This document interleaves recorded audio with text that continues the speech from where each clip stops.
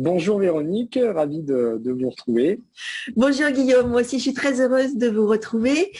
Aujourd'hui, on est là pour parler de votre livre, donc un livre que vous venez de publier et qui s'appelle Comment réhabiliter votre bien immobilier. Donc c'est un livre que j'ai beaucoup aimé et donc je vais avoir plaisir à en parler avec vous.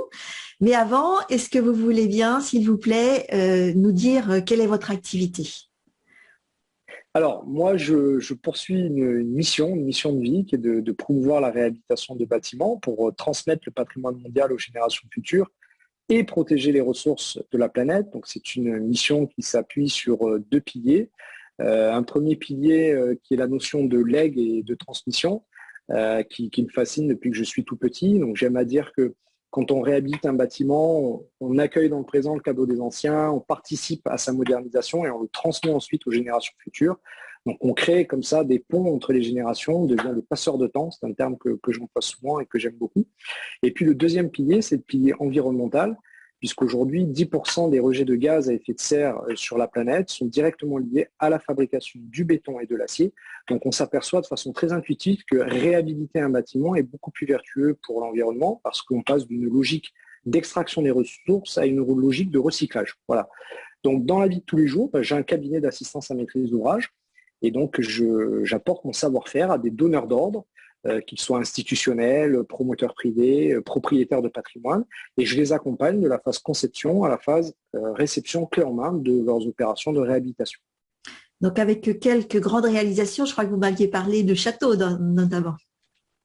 Oui, tout à fait. Alors, une réalisation que j'affectionne particulièrement, c'est ce que j'appelle les opérations structurantes à l'échelle d'une vie, c'est le château Saint-Antoine à Marseille, qui historiquement a inspiré Marcel Pagnol lorsqu'il a écrit le château de ma mère. Et donc, le commandant de Robien, Guy de Robien, qui était le propriétaire du château, était ce fameux propriétaire qui offrait le bouquet de roses à Augustine, la maman du petit Marcel, lorsqu'ils montaient dans leur maison de village pour les vacances. Et donc ce château était totalement en ruine en fait. Il se posait d'ailleurs même la question s'il fallait tout raser pour tout reconstruire.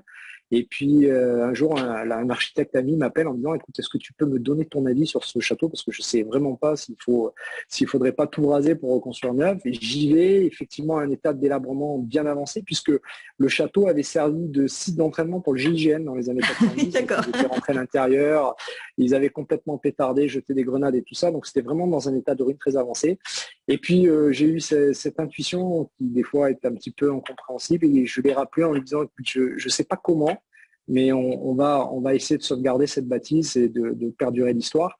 Et puis finalement, ça a été 16 mois d'une aventure incroyable avec à la fois le maître d'ouvrage, mais aussi tous les compagnons qui ont compris la valeur symbolique de ce patrimoine assez exceptionnel. Et on a réhabilité ce château qui aujourd'hui est un endroit vraiment extraordinaire, qui est un haut lieu de la culture et qui est redevenu finalement un patrimoine important de la commune de Marseille. Voilà. Alors, des chantiers de réhabilitation au livre, comment est-ce que ça se passe? Votre livre s'adresse à qui déjà pour commencer? Alors, mon livre s'adresse essentiellement donc aux donneurs d'ordre institutionnels, porteurs de projets de réhabilitation, propriétaires de patrimoine, fonds d'investissement dans l'immobilier, bailleurs sociaux, donc on va dire plutôt des donneurs d'ordre institutionnels, mais pas que, puisque parmi mes clients, j'ai aussi des propriétaires de patrimoine important. Et donc ce livre, en fait, j'ai voulu vulgariser une méthode que j'ai développée depuis toutes ces années où je travaille dans le bâtiment et où je me suis spécialisé dans la réhabilitation de bâtiments. Et donc j'ai voulu transmettre et vulgariser une méthode en 10 étapes qui est la méthode que j'emploie tous les jours. Donc, c'est un livre qui est assez didactique, dans lequel on retrouve des bonus téléchargeables. Ces bonus sont tout simplement des fichiers que j'utilise dans mon quotidien pour travailler. Et donc, je mets à disposition du lecteur avec l'explication de comment passer à l'action. Et puis, au-delà de la méthode pratique, j'ai aussi voulu transmettre au lecteur l'idée qu'il fallait retrouver l'esprit des anciens bâtisseurs qui est cher à mon cœur. Pour une raison simple, c'est que je suis convaincu que la survie de l'humanité par rapport au réchauffement climatique et à tous les enjeux que nous avons passe par le développement d'une vision, ce que j'appelle la vision d'éternité, une vision au-delà de sa propre existence. Et c'est vrai qu'on s'aperçoit que dans notre civilisation aujourd'hui et dans le monde contemporain, on a un mode de réflexion qui est très court-termiste. Par exemple, le règlement de construction, aujourd'hui, on garantit, les règlements garantissent par le calcul une durée de vie de 50 ans. Bon, quand on pense que les Égyptiens ont construit les pyramides il y a à peu près 5000 ans, on s'aperçoit du décalage et du besoin immédiat de retour sur investissement. Pareil pour le réchauffement climatique, on donne des échéances à 2050, on donne des échéances à 2100. Et donc, on est incapable aujourd'hui de se projeter, parce que le monde s'est complexifié, on est incapable de se projeter au-delà de sa propre existence, c'est-à-dire de construire une vision qui va au-delà de 100 ans, au-delà de 200 ans, et de construire un projet de civilisation. Et donc, c'est cet esprit-là que j'ai passé ma vie à rechercher, que j'essaye d'incarner dans mon quotidien et que j'ai voulu aussi transmettre à travers mon livre. Donc, un guide pratique, mais aussi un petit peu une dimension plus philosophique dans la manière d'aborder les choses. Voilà. D'accord. Alors, pourquoi est-ce que vous avez souhaité écrire ce livre? Alors, la première de mes motivations, c'est mes enfants. Oui. On est dans le passage du temps, là, justement, alors, la transmission. Exactement. Oui. Je voulais leur laisser un héritage immatériel, en fait. Et j'ai trouvé que l'idée de faire un livre pour finalement figer la pensée, en tout cas figer ce que j'avais dans la tête à un instant T, qui est le fruit d'une longue expérience, puisque depuis l'âge de 14 ans, je suis dans le bâtiment, donc ça fait maintenant 30 ans que je pratique, que j'apprends au quotidien et que j'ai pu conceptualiser donc ce processus de réhabilitation. Et donc, j'ai voulu transmettre ça à mes enfants. Donc, ça, c'était la première motivation. Et puis après, au-delà de ça, j'ai voulu également transmettre au plus possible pour impacter, pour que les gens puissent prendre conscience le plus possible des enjeux de la réhabilitation dans le monde qui va arriver. D'ailleurs, on s'en aperçoit assez rapidement puisque les nouvelles lois vont imposer aux propriétaires de passoires thermiques de faire des travaux de réparation et ils vont être interdits de louer des appartements qui sont des passoires thermiques. Donc, on s'aperçoit bien que dans les prochaines années, la réhabilitation de bâtiments au travers de la transition énergétique est un enjeu de société majeur. Voilà. D'accord. Donc il y a l'idée de transmettre… Pardon. Oui, j'ai voulu apporter ma pierre, en fait, contribuer. Et donc, c'est vrai que sur Internet ou dans les livres disponibles, on trouve beaucoup d'ouvrages sur l'investissement immobilier, c'est-à-dire qui expliquent le mécanisme d'enrichissement autour de l'investissement immobilier. Mais une fois qu'on a pris la décision de passer à l'acte et de faire cet investissement, là, on se pose souvent la question du comment. Et donc, mon livre aborde vraiment cette partie opérationnelle du comment. Une fois qu'on a décidé de faire une réhabilitation, donc de passer à l'acte d'être l'investisseur dans l'immobilier ou de réhabiliter son patrimoine, c'était vraiment toute la partie opérationnelle, comment choisir ses partenaires, comment organiser son opération et jusqu'à la réception. D'accord. Donc alors, moi j'entends transmission à mes enfants, diffusion de ma méthode, de mon message, de ma mission de vie. Et est-ce qu'il y avait aussi, vous êtes aussi chef d'entreprise, hein, Guillaume, est-ce que le livre avait aussi à l'origine, en tout cas, une vocation d'outil de marketing? Alors, c'est sûr que, en fait, pour diffuser mon message, aujourd'hui, j'ai un projet un peu fou, c'est de pouvoir m'implanter et diffuser ma marque dans les grandes capitales mondiales, à commencer par les capitales européennes. Donc là, voilà, en ce moment, je suis en train de m'installer tout doucement sur Paris. Et donc, il y a un besoin d'accélérer, d'avoir une crédibilité, une notoriété vis-à-vis de mes prospects quand j'arrive dans un endroit qui n'est pas connu. Vous savez, quand ça fait plusieurs années qu'on travaille dans une zone géographique, on a un réseau, on a des gens, ils vous recommandent. Mais quand on arrive dans un endroit où vous n'êtes pas connu, il faut pouvoir apporter une crédibilité à ses clients, à ses futurs clients. Et en ça, j'ai trouvé que le livre était plutôt intéressant parce que quand on a écrit un livre, on passe dans un statut d'auteur qui vous confère paradoxalement une vraie une notoriété, mais surtout une crédibilité vis-à-vis de ses clients. Et c'est sûr qu'aujourd'hui, quand je rencontre un nouveau prospect, quand je donne un livre dédicacé, c'est beaucoup plus impactant que de donner une carte de visite. Donc en ça, c'est pour moi une vraie réussite parce que je sens dans mon quotidien et quand j'échange avec de nouveaux clients, vraiment tout l'intérêt d'avoir écrit un livre. Au départ, est-ce que vous aimiez écrire? Est-ce que c'était quelque chose qui vous fait peur, cette aventure? Alors, j'ai toujours eu des facilités dans l'écriture, dans l'expression, mais c'est vrai que c'était un sujet pour lequel c'est pas mon métier d'être auteur. Donc, et j'ai découvert que c'était vraiment un métier d'écrire des livres. Il faut structurer, il faut avoir une méthode. Et d'ailleurs, grâce à vous, j'ai pu découvrir cette méthode et me structurer et donc écrire le livre vraiment en très peu de temps. Parce que je pense que si j'avais pas eu cette structure, ça aurait pu prendre plusieurs années parce que on n'a pas d'objectif précis, on n'est pas cadré. Donc, ça n'a pas été un exercice, on va dire, facile. Voilà. Ouais. Mais avec un minimum d'habitude mis en place et puis une structure, on y arrive et le résultat aujourd'hui, j'en suis tout à fait satisfait. Et vous pouvez en être fier, tout à fait. Alors, on a travaillé ensemble, mais je suis peut-être pas la seule personne qui soit intervenue dans l'écriture de ce livre. Ce que j'aimerais aborder, c'est qu'en fait, un livre, c'est un travail d'équipe, quelque part. Et ça, c'est quelque chose que vous avez très bien compris. C'est peut-être l'habitude de travailler en équipe, d'ailleurs, dans votre profession, je ne sais pas. Mais en tout cas, est-ce que vous pouvez nous parler des personnes avec lesquelles vous avez collaboré? Pourquoi? Ce que ça vous a apporté? Je trouve que c'est intéressant comme aspect. Alors effectivement, j'ai pas été seul. En tout cas, je me suis pas senti seul. Oui. Vous êtes l'auteur et ça, vous êtes c'est un travail de solitaire où il faut.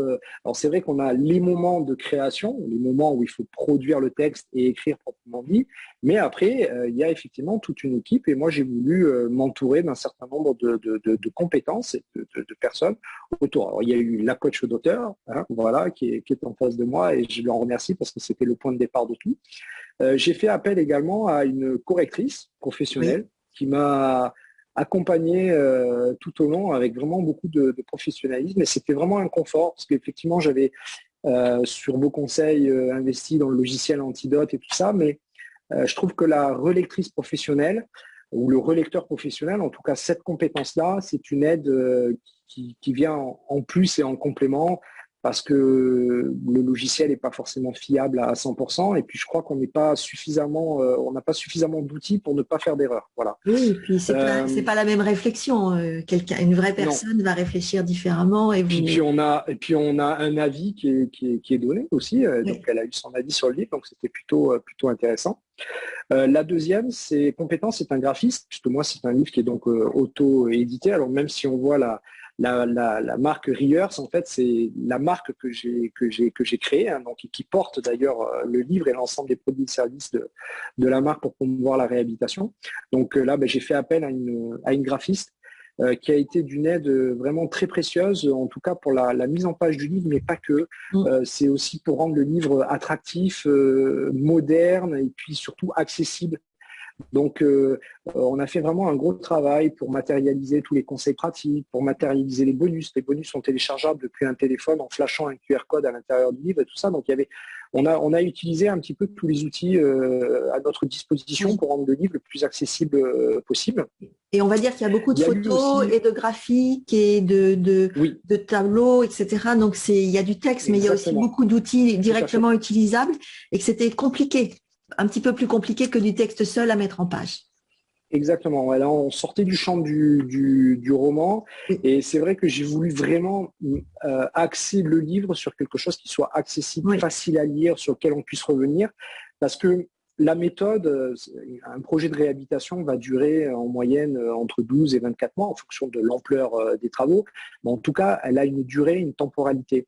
Et il me semblait important d'avoir un livre qui soit correctement structuré avec un sommaire sur lequel on puisse revenir très rapidement sur les informations en fonction de l'étape dans laquelle on était dans le projet. Donc c'est finalement un livre de chevet que l'on va garder tout au long de son processus de réhabilitation. Donc on va le lire une première fois pour avoir une vue d'ensemble du processus et puis après on va devoir y revenir. C'est pour ça que j'ai vraiment axé le travail de graphisme pour vraiment le rendre le plus agréable possible et le plus accessible possible. Voilà.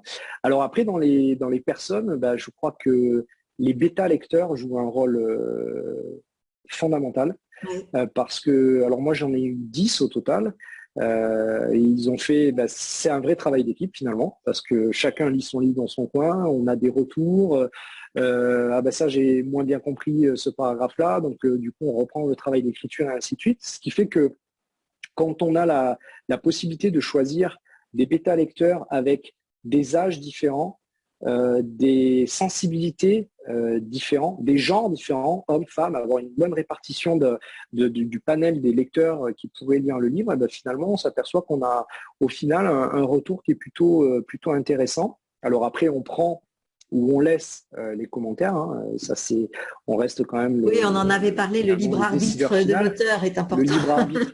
Mais c'est intéressant parce que c'est vrai que quand on écrit un livre, on est vraiment dans notre monde. Hein, et puis, on fait un livre pour soi, mais c'est vrai qu'au final, on fait le livre aussi pour les autres. Quoi. Donc, une fois qu'il est écrit, donc ça, c'était très important.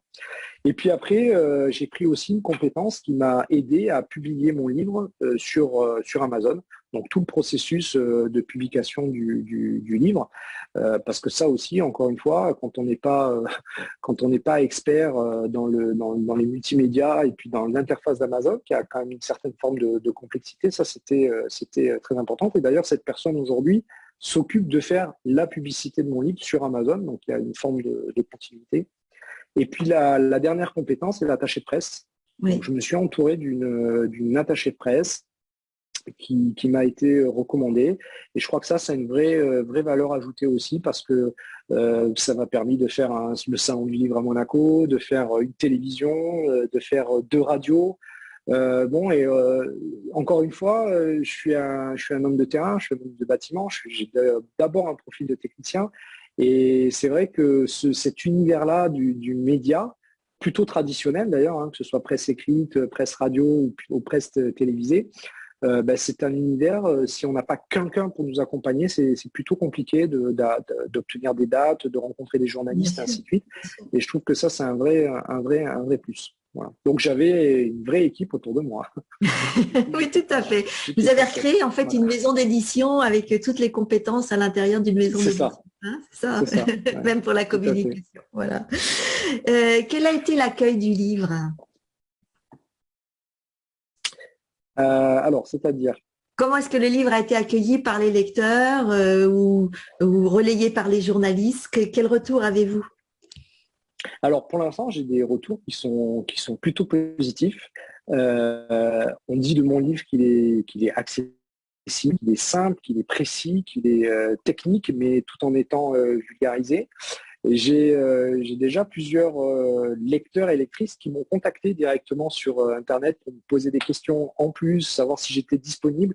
Alors du coup, je me suis rendu disponible pour un certain nombre d'entre eux. Même maintenant, je peux toujours le faire. Je ne sais pas s'il y en aura de plus en plus, ce sera plus compliqué. Mais en tout cas, les premiers, j'ai pu les renseigner. J'ai même fait des visios avec certains pour expliquer vraiment. Il y avait des petites subtilités dans les bonus que je leur avais transmis, qu'ils ne comprenaient pas, et ainsi de suite. Donc, j'ai plutôt des retours vraiment très, très positifs de gens qui sont en plein dans le rush, comme on dit, c'est-à-dire qui ont un bien, et notamment une là, qui a un corps de ferme, elle a acheté un corps de ferme de 1000 mètres carrés. Elle ne savait pas du tout par où commencer. Et du coup, le livre l'a structuré, l'a accompagné. Elle était vraiment ravie d'avoir cette méthode clé en main pour monter son projet.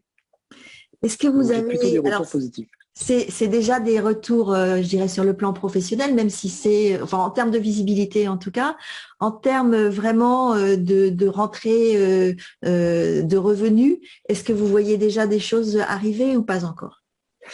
Non, pour l'instant, en fait, comme j'utilise mon livre sur mon développement pur business sur la région parisienne, bon, j'ai sorti mon livre en décembre, on est au mois d'avril. J'ai décidé de lancer la région parisienne en début d'année. J'y suis là en ce moment. Vous savez, moi, je pratique un métier avec beaucoup d'inertie. Hein. Je ne suis pas sur du marketing digital où ça va extrêmement vite, et ainsi de suite. Il faut rencontrer les gens, il faut créer la confiance parce que quand un client nous donne une mission sur un projet, c'est souvent des projets avec des budgets très importants. Donc, il faut vraiment créer cette confiance avec le client. Et donc, ça, ce sont des relations qui se créent avec le temps. Et donc, pour l'instant, j'en mesure pas. Mais en tout cas, ce que j'arrive à mesurer, c'est que ce livre me donne aujourd'hui une crédibilité, une notoriété vis-à-vis de mes prospects qui est instantanée, qui est immédiate. Donc, il y a des choses que je n'ai pas à prouver parce que je suis auteur d'un livre. Très bien. Et sur le plan personnel, est-ce que on dit qu'un livre, ça fait grandir aussi sur le plan personnel. Est-ce que c'est quelque chose que vous ressentez? Est-ce que ça vous a apporté quelque chose, vous, en tant que personne? Alors, moi, ce que ça m'a apporté, c'est que ça a cristallisé ma pensée. C'est vrai que quand on est professionnel et qu'on pratique son métier depuis un certain nombre d'années, on a l'impression de maîtriser son sujet. Mais malgré tout, le fait d'écrire un livre, c'est finalement reprendre les fondamentaux et les bases, surtout quand on fait un ouvrage de vulgarisation. Et donc, ce qui a été vraiment très intéressant, c'est de partir de cette connaissance et de ce savoir et de le compiler pour en faire une synthèse. Et ce travail de synthèse, moi, ça a structuré ma pensée. Ça a cristallisé ma pensée. Et ça m'a vraiment aidé, même dans mon quotidien, dans ma pratique de mon métier. Donc, c'est marrant, en fait, de dire, on est au but, finalement, d'écrire un livre, ça permet de se perfectionner. Oui. Mais je crois vraiment que c'est ça, en fait. En écrivant un livre, on se perfectionne. Voilà. On cristallise sa pensée, on se perfectionne. Alors, un autre point, c'est que vous avez demandé une préface à une personne qui s'appelle Max Piccinini, que tout le monde ne connaît peut-être pas, mais qui est présentez-le, c'est une personnalité du développement personnel, c'est ça? C'est ça. Donc, c'est un coach, un des plus grands coachs francophones en développement personnel. C'est une personne qui fait partie en fait de mon équipe indirectement, puisque je suis ses programmes depuis 2018. Je fais partie d'un mastermind avec lui, donc on se rencontre assez souvent avec un groupe d'entrepreneurs. Et donc, ça a été vraiment une personne qui a participé à ma croissance, à une croissance rapide et qui m'a évité finalement de faire des erreurs de débutant dans le développement de mon entreprise. Donc ça a été un facteur d'accélération vraiment très important. Et puis c'est une personne qui s'est lancée dans l'investissement immobilier. Oui. Et donc j'ai trouvé intéressant finalement déjà de lui faire lire mon livre en tant que bêta lecteur et ensuite de le solliciter pour dire toi qui es en train de constituer un patrimoine immobilier, qu'est-ce que tu penses de moi? Est-ce que tu voudrais faire une préface? Et donc, il a accepté bien gentiment de préfacer mon livre. Voilà. Et vous trouvez que ça apporte une plus-value au livre? C'est une personne qui est connue, donc oui. ça permet malgré tout de dire mon livre a été dans les référencements Amazon et tout ça, c'est quand même mieux d'avoir une personne connue qui ait préfacé mon livre. Je ne l'ai pas fait forcément pour ça. Moi, je l'ai fait vraiment comme un retour, voilà, par amitié, en disant cette personne, finalement, m'a aidé. Elle m'a aidé à découvrir ma mission de vie. Elle m'a aidé à me structurer. C'était finalement un juste retour des choses. Voilà. Très bien. Alors, pour terminer cet entretien, je demande toujours quels conseils vous pourriez donner à des entrepreneurs comme vous qui souhaitent devenir auteurs. Ne pas hésiter à s'entourer des bonnes personnes. Et surtout à commencer par avoir un coach ou une coach d'auteur, c'est-à-dire qu'une personne, non mais un vrai professionnel qui structure, parce que je sais qu'on a passé par exemple beaucoup de temps à créer le sommaire, et c'est vrai qu'au début je n'y voyais pas un intérêt, mais après quand je suis passé à l'exercice d'écriture, le fait d'avoir un mini-mapping de chacun de mes parties avec un sommaire qui était extrêmement structuré, ça m'a été d'une grande aide et ça m'a permis d'écrire le livre de façon beaucoup plus rapide. Il m'avait expliqué comment paramétrer son fichier Word, le manuscrit et tout ça. Donc, c'est tous des petits trucs et astuces qu'on ne peut pas savoir. Et surtout, si on décide d'écrire un livre, qui est un livre technique et professionnel, il est probable qu'on n'en écrive qu'un dans sa vie. Donc, étant donné qu'on n'est pas des professionnels, il ne faut surtout pas hésiter à s'entourer. Et puis, peut-être de façon plus personnelle, j'ai compris que visualiser son livre fini, oui. Le résultat fini, c'est plus important que le travail d'écriture. Je crois que c'est le point de départ de... Oui. Ah oui. Je trouve que c'est le point de départ, c'est-à-dire visualiser l'objet terminé, qu'est-ce qu'on veut transmettre, oui. Comment on voudrait qu'il soit structuré, quelle image on s'en fait. Moi, je me suis même imaginé avec mon livre fini dans les bras. Et je crois que ce travail de visualisation, déjà, est stimulant, parce qu'on voit la fin, on s'imagine déjà avoir gagné. C'est un peu comme le sportif de haut niveau qui veut gagner la médaille d'or, il se visualise tous les jours en train de passer la ligne d'arrivée en premier. Et surtout, ça permet de définir l'objet, le nombre de pages, qu'est-ce qu'on veut y mettre dedans, et ainsi de suite. Donc, je trouvais que le travail de visualisation, pour moi, c'était le plus important pour réussir son ouvrage. Merci beaucoup, Guillaume. Eh bien, merci à vous. À bientôt. À bientôt, Véronique.